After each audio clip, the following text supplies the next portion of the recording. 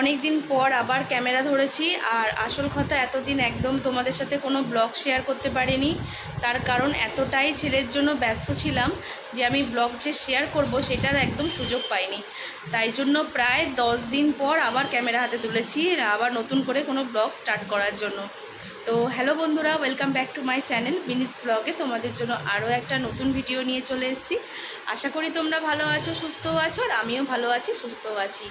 আর আজকে আমাদের বাড়ির সামনে 22শে শ্রাবণের জন্য শিবতলায় বড় করে অনুষ্ঠান করা হয়েছে। আর সারাদিন সকাল থেকে একদম যেতে পারিনি, যেহেতু মা উপোস ছিল। এবার বাড়িতে যদি দুজন উপোস থাকে না, সেখানে খুব সমস্যা হয়। আর সেই জন্য আজকে মা উপোস করেছে, সেজন্য আমি আর করিনি। পুরো এই দিকে সংসারের কাজ টাজগুলো সামলেছি। তার মধ্যে আবার ছেলের কালকে আছে এক্সাম। এবার কালকের এক্সামটা মিটলে মোটামুটি সব পরীক্ষাগুলো শেষ হয়ে যাবে। তারপরে আবার ডেলিকার আমি ব্লগগুলো তোমাদের সাথে শেয়ার করতে পারবো। আর এখন যাব মন্দিরে প্রসাদ খেতে। আর ভাবছি সেটাই তোমাদের সাথে শেয়ার করি। সেই জন্য আবার আমি ক্যামেরার সামনে আসলাম তোমাদের সাথে দেখা করতে। চলো আমার ব্লগটা দেখতে থাকো, আর একদম স্কিপ করবে না, অবশ্যই কিন্তু দেখবে আর সাথে থেকো। এখন তোমাদের সাথে নিয়ে সেখানেই যাব, মানে আমাদের বাড়ির সামনে যে বাবার পুজো হচ্ছে সেখানেই তোমাদের সাথে নিয়ে যাব। চলো দেখতে থাকো আর সাথে থেকো, আর ব্লগটা কিন্তু একদম স্কিপ করবে না। বেরোচ্ছি ঘর থেকে।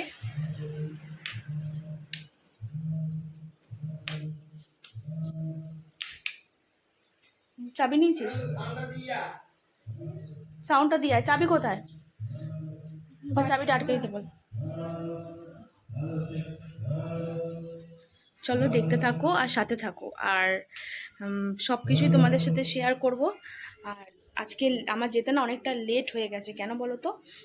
ছেলের পরীক্ষা বলেছিলাম তোমাদেরকে, সেই জন্য একেবারে পড়িয়ে কমপ্লিট করিয়ে তারপরে গিয়ে ওকে নিয়ে যাচ্ছি। আর ওর বাবা আগেই চলে গেছে। গিয়ে টাটকে দে। আমি আর ছেলে এখন বেরোচ্ছি অন্ধকারে। জানি না, বলতে পারবো না। এই বাবাই জলের বোতল নিয়ে একটা, এই জলের বোতলটা এখানে ভরা রাখা আছে।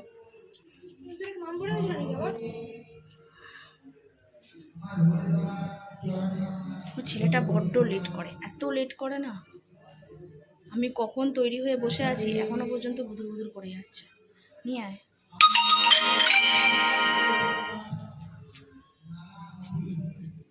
এই যে পান্ডিত তো দেখাতে দেখাতে ওস্তাদ। এই হাফ বোতল জল নিয়ে যাচ্ছিস তো? কত খাবে জল?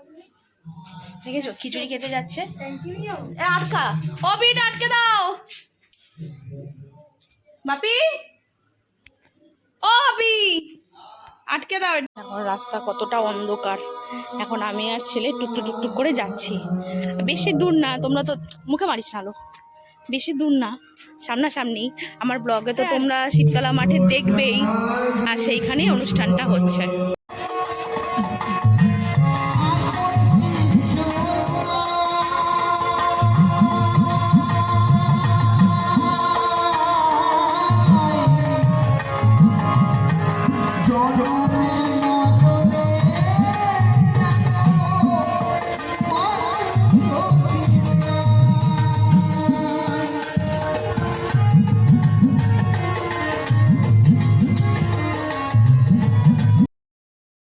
এখন দেখো সবাই মিলে প্রসাদ খাওয়ার জন্য বসে পড়েছি।